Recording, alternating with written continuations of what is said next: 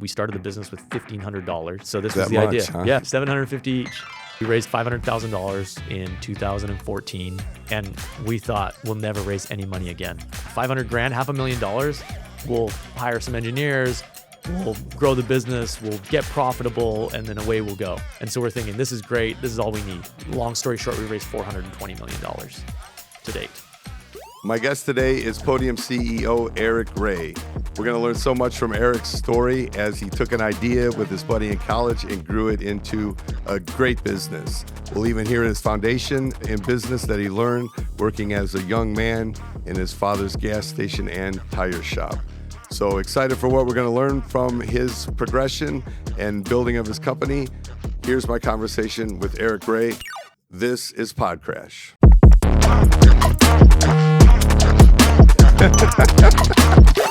Childhood, spent some time in Canada, a little bit. Yep, 18 years. First job, or one of your first jobs there, was pumping gas at your dad's gas station from research I've done. Yeah, right? so thanks for having me. This is awesome. Grew up in Canada, dual citizen, so don't hold it against me. Grew up in Canada. My dad was a small business owner. He owned some gas stations and a tire shop later on. And my first job was my dad would take me down to the gas station on Saturdays when I was like 7 years old or 8 years old, and I would like pump gas because full service was at 7. Yeah, that's awesome. Yeah, young boy, they loved it, and that was my first first exposure to small business. Was going down there and work with my dad, and realizing he swore a lot more than at home. I'm thinking at 7 years old how much gas I would have ran down the side of the car versus as I was finishing up filling the tank. But your dad and owning the gas station, was that like how did he end up being the owner of a gas station? Was that what he always wanted to do? I think his business life seemed to influence a little bit of where you ended up headed. So kind of would like to dig in there and get the background on your dad's business. Yeah, totally. So my dad did not want to own. His life dream was not to own gas stations and tire shops. He wanted to work on Wall Street. He got a finance degree. Moved down to the United States and went to school there, got a finance degree, but then met my mom. She's American. They got married. They had to go back to Canada while he waited to get his green card. And at the time, and this is back in the 80s, there was a huge recession happening in Canada, and there was no jobs. And he had a finance degree, no jobs. Okay. So he got a job pumping gas. And he was doing that. And some other gas station, the guy that owned it or the guy that ran it, I think it had a heart attack or something like that. And so they knew that my dad had a finance degree, and they said, hey, would you mind running this gas station for like maximum 6 months while we find somebody else to run it? Okay. My dad thought, like, this is perfect. I'm waiting for my green card. I can do this. And then green card will come and we'll move to the States and I'll go try and get a job in New York somewhere. And that 6 months turned into like 20 years. He eventually bought the gas station. He opened up 2 more, and then eventually he opened up a Goodyear tire store as well. The one thing, my dad's a great guy. He's like everybody's favorite person. He's just I mean, he can also he's also a pretty hard charging guy, but really friendly. But the one thing he always told me, he's like, hey, I'm probably not going to teach you everything, but I'm going to teach you how to work. Mm-hmm. That was his big thing with me and my brother. Is like, hey, you guys are going to be a lot of things, but you're not going to be lazy. And it was good. And he was always working us hard and having us work in his business or do tons of stuff around the house. And I think, man, I'm grateful for that. Yeah, I agree on the work ethic thing, because even if somebody's better than you, if you can make up for it by outworking them, or if equal talent, like if you're willing to work 60 hours a week compared to somebody working 40, or 80 hours a week compared to someone working 60, you're going to get. I firmly believe you can get much further ahead and accomplish much more with hard work as well. Yeah, I feel like I'm weak sauce because I've heard from your team that you work Monday through Saturday. Is that right? Yeah. Oh, yeah. Like Sunday is the one day that I have to block for the family, because they really do sacrifice a lot of me being gone and on the road. So Sunday's the one day I try to pretty much never touch. But Saturday is... It's impressive. It's like, yeah, super impressive. Saturday's the catch-up day because there's nobody else in the office, so I don't get all the meetings. And you're not in the hour-and-a-half meetings with software partners. Or you got a minute questions, yeah. So it's a good time for me to get a lot done. Cool. But you were doing some retail out of your dorm. This business was not probably put me on the path to Steve Jobs type stuff, but my first legitimate business that I started in college was an iPad accessories company called Fine Grain, and I had a buddy who he was an industrial design student, so we were taking classes together. I was a computer science and business student, and he had designed these like really cool. The iPad had just come out. This is like 2011 or something like that. And iPad had just come out, and there were no cool cases for it, but it's a computer, so you need to protect it. And he had designed this like one-off case with aluminum and wood and leather, and it was really cool. And I'm like, dude, we should make that. Okay. He's like, well, they're pretty hard to make, and I wasn't planning on making them. I'm like, well, let's try.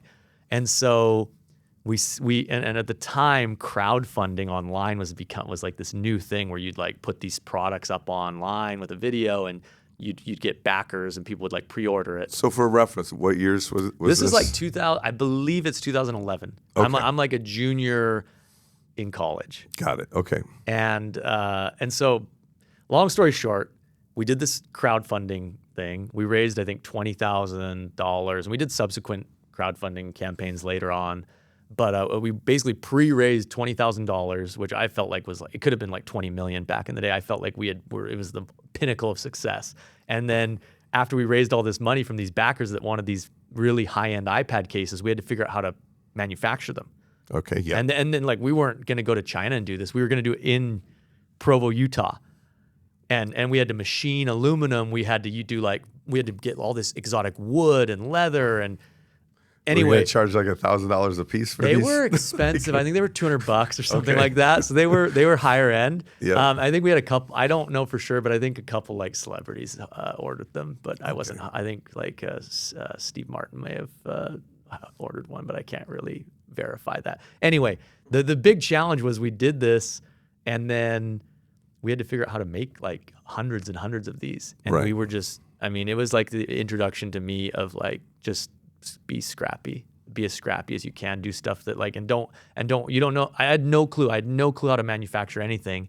We just figured it out and just spent a ton of time and like got help from at the time, my wife's uncle, who was the wood shop teacher at Provo High School. I had him start helping me, and I found this guy at the university that was this like manufacturing guy to help me machine the aluminum, and basically figured it out. We delivered them. It was a big success. But I also realized really quickly that that was a tough business to be producing these like high end iPad accessories, small market.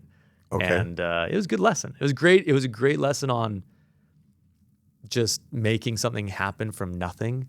But it was also a great lesson that like if you're going to spend your time, you should spend your time on something that can be really big and meaningful, because it's going to be hard work no matter what. That's great. Now, going to college for what kind of degree? So I got an information systems degree, which is half computer science, half business. Okay. I never coded in my life until my sophomore year of college, but I was always a little bit nerdy and a little bit like technology savvy. And I took I took an intro to computer science class my sophomore year, and I got like a C. Okay.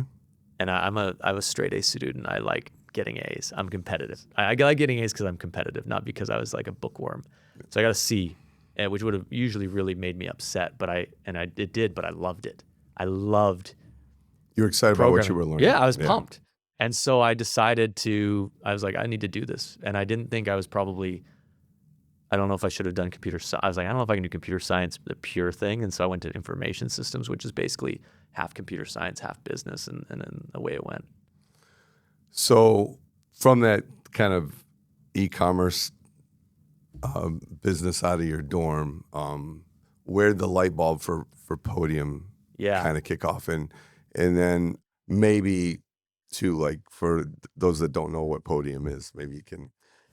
So the light bulb into what is the product? Sure. So so Podium today, as you know, we are now a company that is building AI employees for local businesses to help them make more money, convert more leads, and basically grow their businesses. Because we know we've been doing this for 11 years, and you guys are one of the most successful companies that we work with. But every business has a local presence in America. Their number one problem is that to hire great people is really tough, and to retain great people is tough. Yep. And for basically what we do today is we build these AI employees, and they use all these tools that we've built over the last 10 years, communication products, marketing products. These AI employees use these tools to help convert customers for businesses like Crash Champions.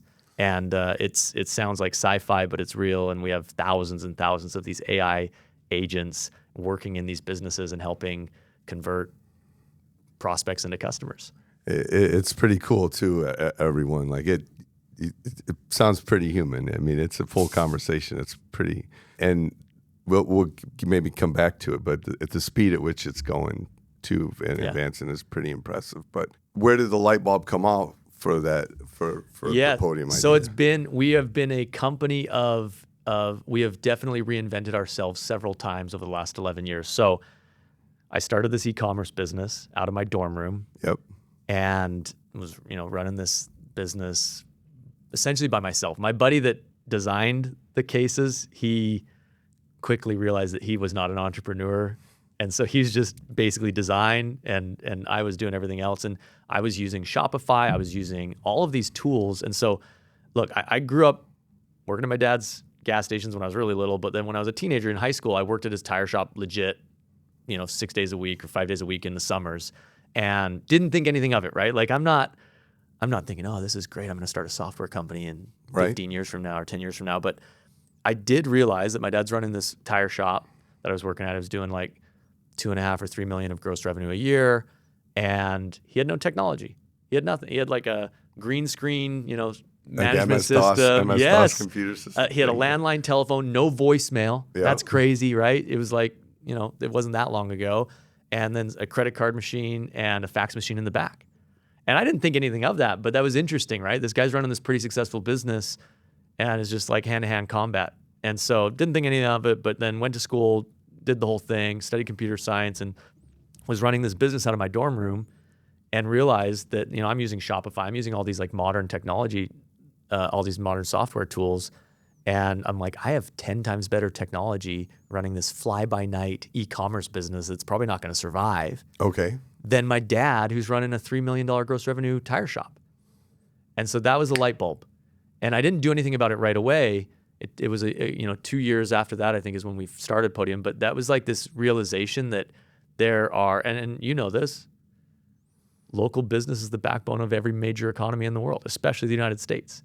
Yeah. Canada included. And like, I think what I started to realize is that there's this weird thing where there's all these software and technology companies that have started over the last 25, 30 years. Not a lot of them are focused on building great software for these businesses that are basically powering the economy.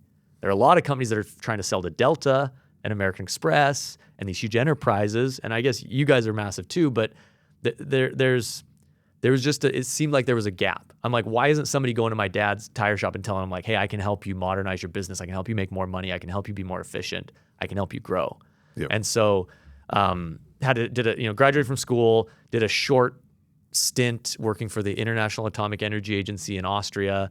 So I'm working for the United Nations, essentially. Realized on like day one that it was working for the world's largest bureaucracy was like the worst possible combination. Could you get anything done there? I wonder. No, it actually was a formative thing for me because I didn't have really another job besides that and some of my, internships and part-time jobs in high school. That's my only other professional experience post-college.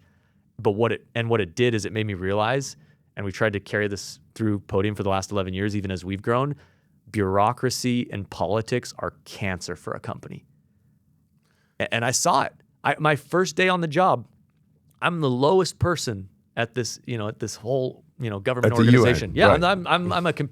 I'm a software engineer for the UN, so I'm not even like an atomic energy expert. And my first day on the job, my boss says, hey, I need you to spend 30,000 euros on a computer this week. And I was like, well, I don't need to because you have a computer for me. And she's like, no, you don't get it. If we don't spend that money, we lose our budget. This was like a totally foreign thing to anyone, right? That doesn't make any sense. And she was dead serious. So I had to go on Apple's website and bought like the most expensive computer I could buy.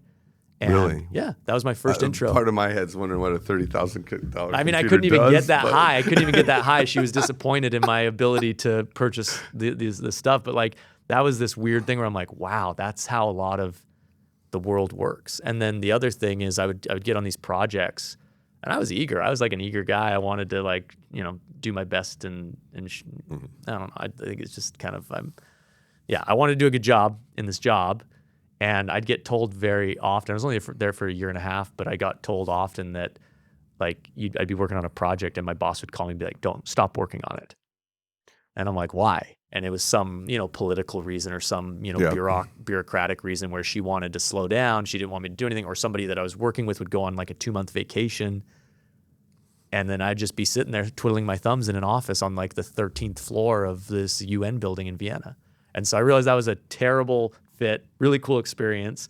Left there, moved back to the US, and literally the day after I got home, and I didn't, weird thing about this is I was married at the time. We didn't have any kids, but I was married. I didn't get a job. I didn't even apply for any jobs. I just said, I'm going to start a business to help my dad. Okay. And so got home, had dinner with my good friend Dennis, who's my co-founder, and our wives. And this is the lingering. My dad does. This is like, and this is like, hey, look, the UN didn't work out for me. I also don't think like going and getting a job at some big corporation is going to work out for me either. I think I'm just need to be an entrepreneur. Yeah. And so met with Dennis, and that night we came up with the idea for Podium. And the original idea was just, we basically, I told Dennis, I'm like, hey, my dad has this tire shop. He needs help. He needs somebody to build tools for him to make his business more efficient, help him make more money, help him convert. Because I'm thinking, he doesn't even have voicemail. So what happens when people call after 6 p.m.? Like they just don't, nothing happens. They probably move on to somebody else. And so there are all these problems to solve. We had no money. We had no experience building a software company. And so we had to choose a problem to solve that was simple enough that we could actually pull it off, but also important enough that one thing I knew is if my dad didn't think this was going to help him, he wasn't going to spend a second on it. That's right. Yeah. Especially unfortunately from your kids, right? Yeah. The idea is from your kid. So we did come on to this. The thing I did know he had a problem with is he's run this business for, 15 years or whatever, this tire shop. And he would call me every couple months and say, Eric, some guy just left me a 1-star review on Google or Yelp. What do I do? And I'm like, well, I don't know. You should probably get reviews from your happy customers because I know you have a lot. And he'd be like, I don't have time for that. And he'd just hang up. But this started to become this thing where I'm like, if my dad, who's not tech savvy, has these problems with reviews, I'm sure all these other businesses do, and he doesn't know what to do with it. And the reality is most of these businesses are good businesses, or else they wouldn't exist. And so that was the initial idea was, hey, we got to start somewhere. It can't be too aggressive because we don't have any money. We started the business with $1,500, and so this was the idea. Huh? Yeah, $750 each. So many questions, from what you said, but one thing I think is key is the entrepreneur part of you. It's all about really doing well with the business, is solving a problem. Like, what do people need? Find out what they need and bring it to them. And I wasn't as archaic as you described your dad was with MS-DOS, but when we started using you at Crash, I was just at the time maybe 4 to 6 shops, I think, and the problem for small businesses is they can't afford to develop their own stuff. So a lot of times you don't have it when you're small because you have to go buy it, and you have to get kind of a product where somebody's thought through serving a small business, which is what you did. Yep. Yeah. No, it is interesting. When we started, we looked at all the software that was out there, because there's software for these, all these different verticals. There's software for auto body shops. There's software for dentists. There's software for auto dealers, so it exists. It just wasn't that good, and we looked at these companies and we didn't feel like it felt like they were in a very comfortable position. They were really comfortable, meaning that it didn't seem like there wasn't much competition. It's not a very sexy industry, right? And so we thought that there's a huge opportunity there. You learned a lot of lessons as you built a successful company. Maybe before I leave the whole bureaucracy thing, now you're getting bigger. Is that something that you have to work hard at keeping out of your company, or? Yeah, I'm sure it left an impression that you never want to let it get to that. And as we've gotten bigger, like, I'm so against drama. I'm so against the politics of it all. And sometimes my executive team will remind me, well, it's only because you always were the owner, Matt. You never had to worry about how to rise. So some of that just comes along as you get bigger, and decisions need so much levels of approval. We fight really hard to keep people nimble and give people autonomy to make the decisions. But just curious that for you, how that's come up. Yeah, I think you and I are very similar. I want Podium to be the fastest company. I think speed is our number one advantage.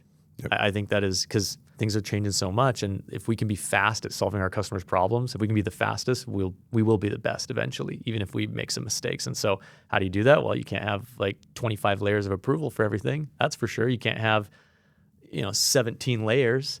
And so it's interesting too.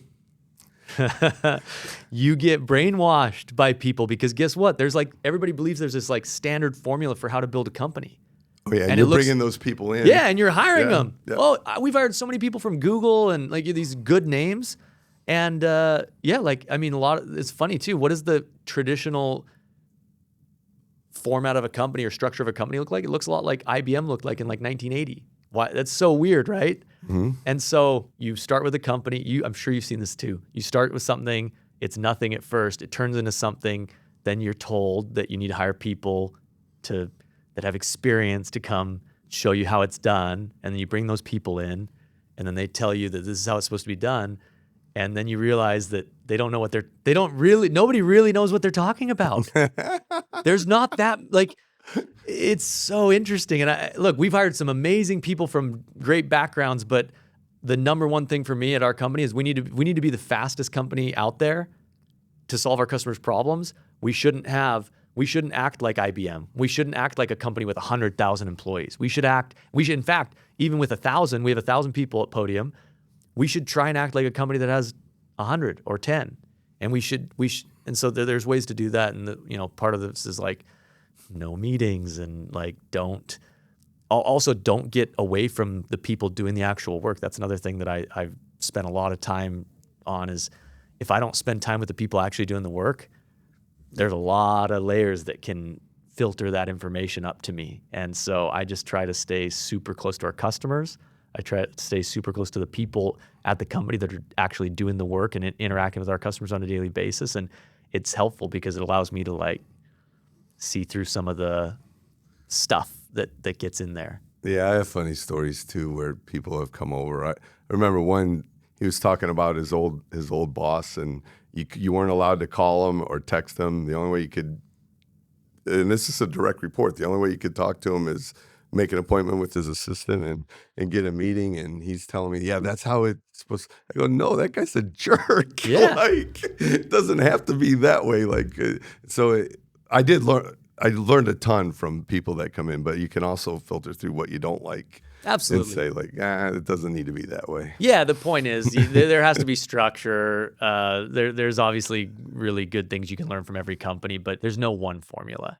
There's no one formula. You shouldn't try and emulate shouldn't try and emulate Tesla or SpaceX. You also shouldn't try and emulate Google or, any companies that you look up to, you can learn a lot from and the people that come from there. But Podium is its own unique company. Crash Champions is its own unique company. It's going to be run a very unique way. And by the way, we're lucky that we're both the founders of our companies because there's a special, that's something that you cannot replicate. And there's a reason why, I can't remember the stat, but founder-led companies that are publicly traded typically trade at higher multiples than companies that are run by professional managers. And I think that's awesome. Yeah.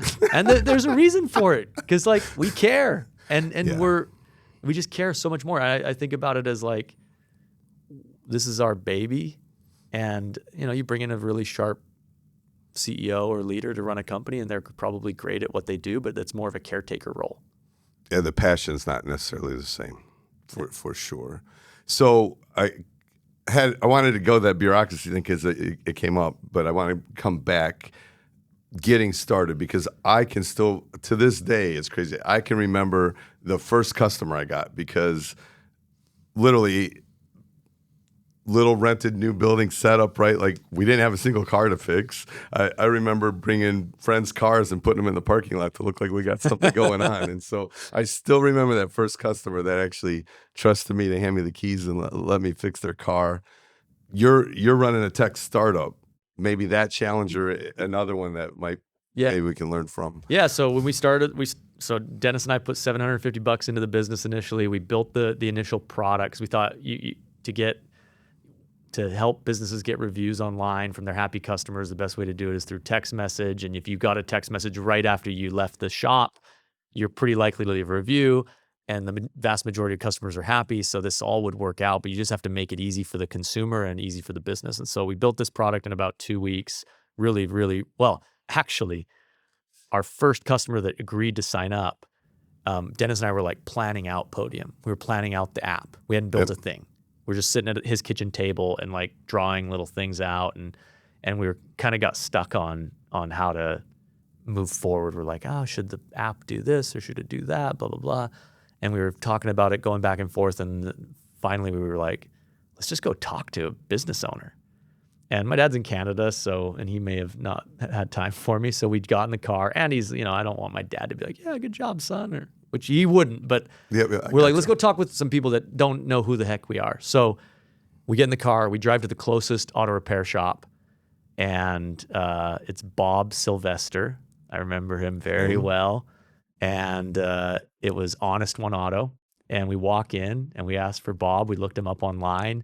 Bob comes out. We tell him, hey, we're like two young, recently graduated guys from the local college, and we have an idea for how to help you get more reviews online.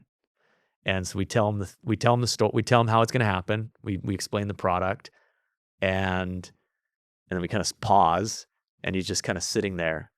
And I'm like, oh crap, he's going to tell us to get the hell out of here. And he just paused for a bit, and then he goes, okay, 2 things. We're like, okay. He's like, number 1, you guys are going to be rich. Oh, yeah? We're like, what do you mean? He's like, this is exactly what I need. He's like, and every other business owner I know needs this product. And so he's like, first of all, if you can do this, your product that you're building, if you can build it, you will have so many customers, because I know this is a problem that everybody has. He's like, number 2, yeah, I'll sign up. And he committed to sign up right then and there. That's great. Yeah. Now, we were really lucky because we started the whole way we started Podium is we would go door to door, and which is very atypical. There are not very many software companies that sell their product going door to door into businesses. Right. But we did it. We did it for about a year and a half, and we definitely didn't get that same reaction from everybody. We got thrown out of businesses. One time we went into a tire shop, and they had a bunch of customers in there, and we were trying to speak to the owner. It was terrible timing, and the business owner was like, I don't have time for you. Look at all these customers I have. I don't need your software. And then the actual customers started to revolt against us too. And they're like, yeah, they have customers like me. Get out of here. So me and Dennis tail between our legs, it got basically kicked out of there. So we got a ton of rejection. We had one guy that we went in and talked to him. He was a used car dealer, and it was his place was dead. We went in, it was like middle of the day on like a Tuesday. And we go in and we're like telling him about our product, and he's like, just give me a business card. I'll call you guys later. And we know what that means. So we're like, hey, you know what? We don't have business cards. If you're interested, we should show you a demo of the product. If you're not, no big deal. But like giving you our business card, we don't assume you're going to call us back. He's like, no business cards? He's like, let me give you a tip, guys. Get some business cards. Okay. And anyway, he's like, I'm not interested. So we walked out, and that definitely put a chip on our shoulder. We always fantasized about going back. Did you ever get business cards made? No, we never did. We never did, because we're like, carry business cards either. We don't. What are we handing out business cards? Nobody's calling a business card. Yeah, we kind of fantasized about one day going back to him and being like, well, we turned into a real business. Haven't done it yet though. He probably knows. Maybe. I'm sure he does. So in growing it, put in $1,500 and then the money started flowing. How did you connect the dots between then and now from a business structure, financial kind of view? Did you ever have to go borrow money or raise money? Yeah, yes. We raised put in $1,500, bootstrapped the business for about 9 months, I think. Got probably 50 or so customers to pay us. So we were profitable initially and making money. Things were going well, and then we realized that. That's great. I can't say that. It took me a while, so that's awesome. Yeah, well, yeah, they're all different paths. I think ours has its own unique pros and cons, but we realized that this was an opportunity. We realized this opportunity of solving local business problems was massive, and that we probably weren't the only ones doing it at the time. And so we felt like speed was really important even back then. And in order to move faster, we were like, we need to fund this. We need to hire engineers. At the time, it was just me and Dennis. We had an offshore engineer, and that was basically it. So we're like, we need funding because we need to hire people. We need engineers. We have to build the product faster. It needs to be better, all these things. And so we went, and we don't even know, I didn't even know what venture capital meant, but we did know that if you had a software company, you could go and like raise money from these venture capitalists and grow your business. But we knew nothing. Like I was looking up what a venture capital was on Investopedia.com. And we went in and had a couple meetings with these local VCs in Utah and had no clue what we were doing. We didn't even bring a presentation. We brought a piece of paper. And the piece of paper just said— No PowerPoint? No, nothing. With a piece of paper just said— we just handed out the piece of paper and it said, this is what our monthly recurring revenue is. This is how much like money we have in the bank. This is how many customers we have. And I think this is how many like reviews we've generated for our customers or something like that. It was like 4 bullet points. And they must have thought we were, I mean, I don't know. Did it work? Yeah, I mean, yes, it worked. But they must have they were probably didn't know what, they knew we didn't know what we were doing. But we had a great business. We did have a great business, and it was working and it was growing, and just 2 guys going door to door growing this business. I think that was the signal that they needed, not a fancy PowerPoint. And so we raised $500,000 in 2014, and we thought we'll never raise any money again. This is more than enough. $500,000, $500,000. We'll hire some engineers. We'll grow the business. We'll get profitable, and then away we'll go. And so we're thinking, this is great. This is all we need. Long story short, we raised $420 million to date. Okay. So we were off by a lot. Not all on a scratch pad. No. We created some decks for the other financings. But so we basically went from this, bootstrap startup with 2 people to a venture-backed company. And once you know this, you guys have done some stuff with Crash Champions. Yeah. Once you get on a path, you're kind of on it.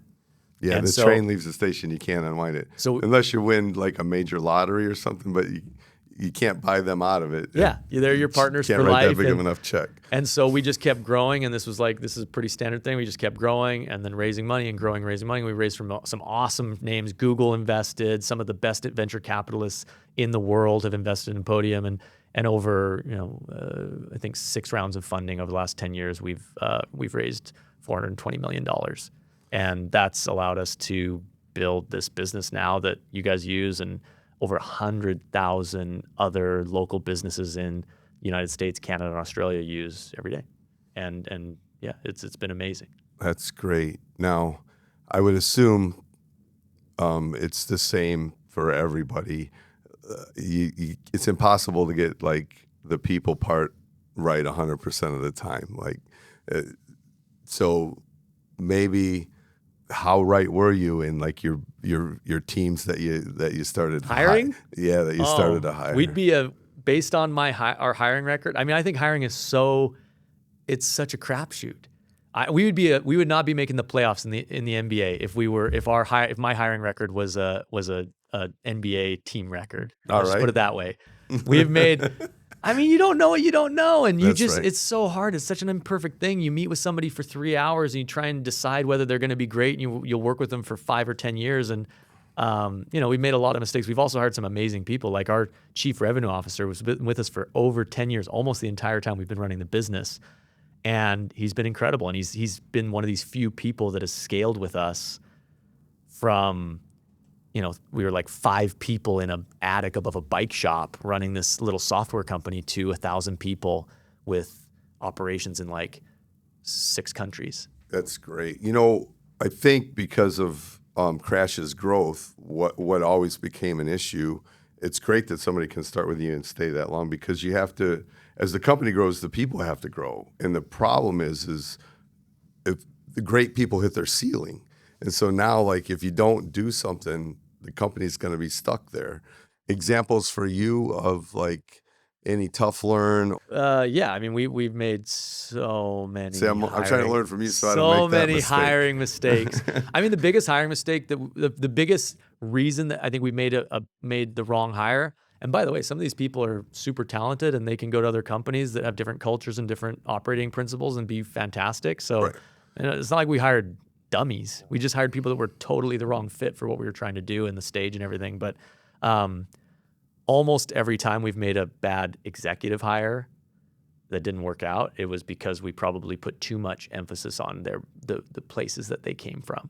The resume. Like looking at like the resume is so meaningless. Like looking at, oh, they were at Shopify, oh, they were at Google, oh, they were at these companies, and you're like, oh, they must be good. But the reality is like even if they were great at Google, doesn't mean they're going to be great at Podium. Actually, in fact, it probably means they won't be good at Podium because Podium's tiny relative. Like we're still a startup. Google's this 100,000 person company. So yeah, I mean, there's a bunch of stories, but yeah, at the exec level now for me, like I'm really, really patient. Like it needs to be both. It needs to be the resume, the talent, and I gotta want to work with them. Like I've seen the ones where the resume is impressive, but I'm like, man, I don't even want to have dinner with this person, let alone like work with them every day.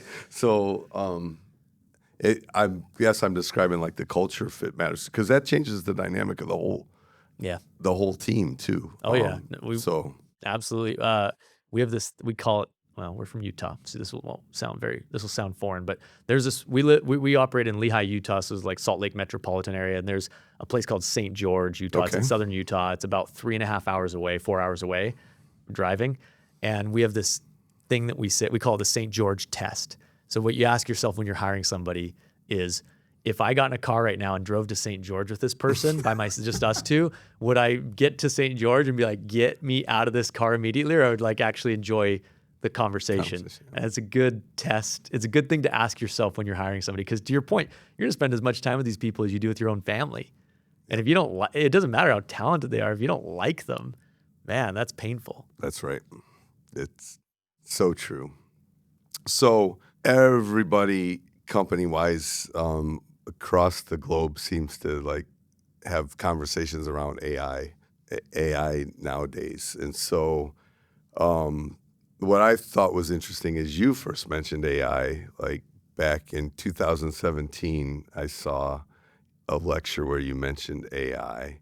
So maybe what you envisioned then to now, how different is it from when you started talking about it to what you see as possible today? The things that we thought AI could potentially do back in 2017 is now all totally possible, and way more than we were imagining back then. Funny story though, in 2015, we had these customers that would use us for text messaging. That was the next product we built, is we realized that text messaging was great to get reviews. It was also this really great channel to convert consumers into your paying customers and re-engage them, all that. So we had this motorsports company, and they were wanting to use text messaging to tell their customers that their bike's ready to pick up and all these different things.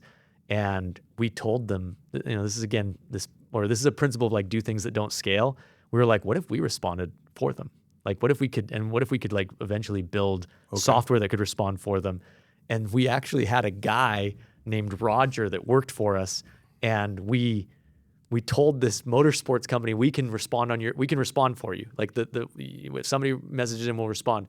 But it wasn't AI. It wasn't AI. It was Roger in the background, and Roger was just all day long responding to these customers, and it was totally unsustainable. Right. And I don't think we really told them that it wasn't a computer. But then Roger, the problem was Roger didn't know this business that well, so he would end up calling the business and talking to the employees and asking them the questions and then responding via text message to the customers. So he was like this middleman for the customers. It worked really well. They loved it. Eventually we're like, hey, we got to stop doing this because there's no way we can like scale Roger this. Doesn't get sick. Roger's not a sustainable, scalable thing. We thought that there was this really interesting, because this, like you only have a certain amount of hours in the day, and there's all these things you need to do to run your business and grow your business, but there's this hierarchy of needs, and it's just never enough time, never enough people. And so in 2017, we're like, if we could help offload some of the workflows that these businesses have to do or want to do but can't, that would be really powerful, because our whole platform up until 2.5 years ago was communication tools and marketing tools that make you more efficient, help you make money, right? Help you convert more, help your people be more efficient, and help you make more money. That was great, but it still required people to do all the work, right? You still had to have hands on keyboard with a person. Yep. And so then, our first foray into AI, I don't think it was 2017, but there was GPT 3.5 was this like model that OpenAI came out with. And this was before anybody was talking about AI. This was probably 2021. Okay.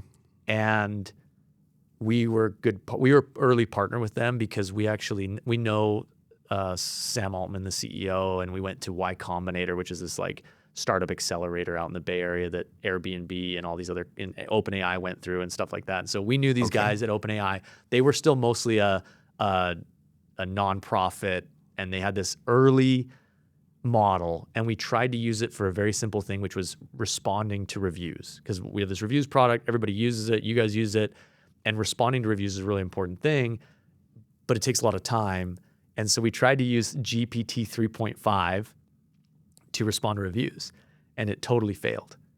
And we would feed the review to the AI and ask for it to create a response. And you'd feed it a 1-star review, and the response from the AI at the time was like, "Hey, we're a small business. Don't be mean to us." Oh, that's awesome. Yeah.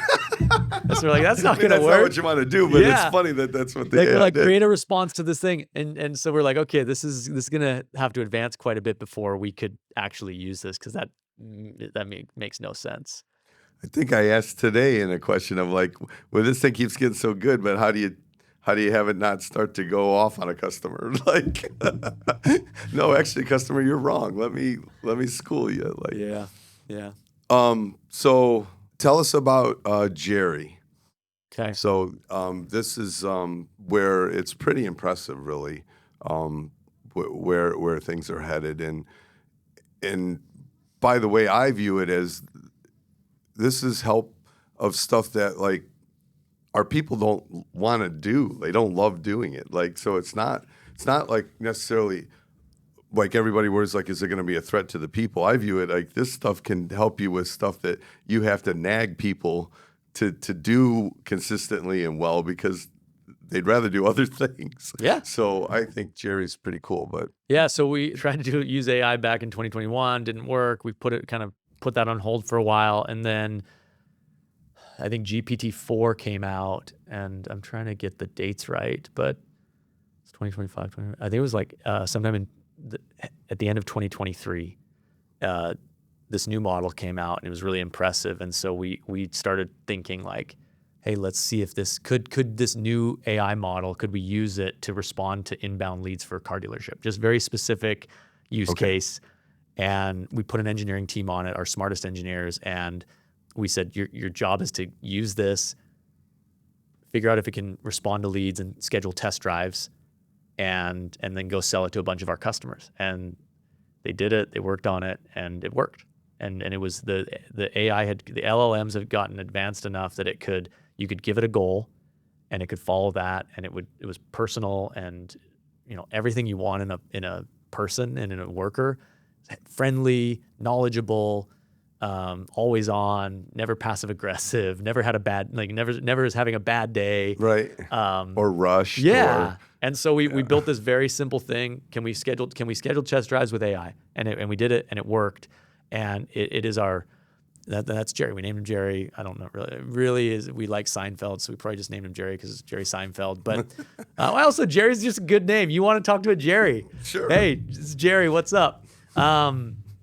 So we built Jerry, and this thing took off. And today, over 3,000 car dealerships in the U.S. use Jerry to schedule test drives and service and all these other things, and all of these other businesses. We have 6,000 Jerrys, and you can name them whatever you want, obviously, but we have 6,000 Jerrys working for local businesses in the United States today.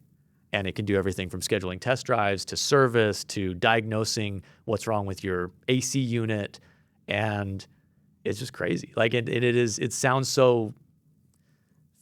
imaginary. It sounds like sci-fi, but it's real. And the technology is getting so good. Now Jerry can answer the phone. Now Jerry can make outbound calls. At first it was all just text.